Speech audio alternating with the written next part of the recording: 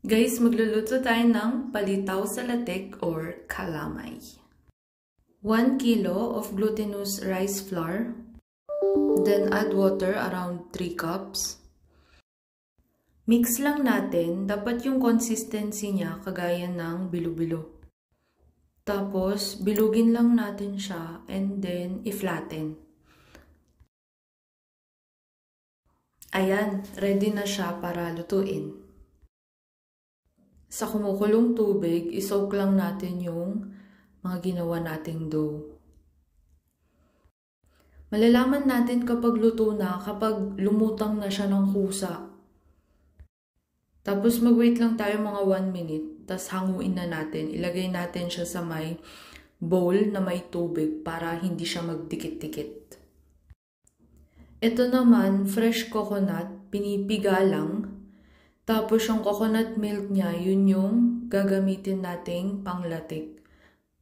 Mas okay para sa akin ng fresh kasi mas malasa. Ito guys, gawa na tayo ng latik. Maglagay lang tayo ng 2 cups of gata. Lutuin lang natin siya into medium heat until mag-brown siya ng ganito. Tapos saka natin iset aside kasama yung oil ha. Ito naman yung pang sauce. Yung latik sauce, 2 cups of coconut milk. Tapos lagay tayo ng jaggery or sugar, brown sugar. Tapos tunawin lang natin siya. Maglagay lang tayo ng konting asin pang balance ng lasa. Then haluin lang para hindi dumikit. Then add po tayo ng tubig, 2 to 3 cups. Then add ulit tayo ng 1 cup ng coconut milk. Tapos halu-haluin lang natin.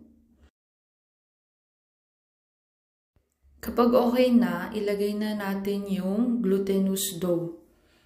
Yung flinaten natin kanina. And then, add po natin yung latik kasama yung mantika niya, yung coconut oil. And then, halu-haluin lang natin. Kapag medyo lumapot na, okay na siya. So, ito na po siya. Kain po tayo.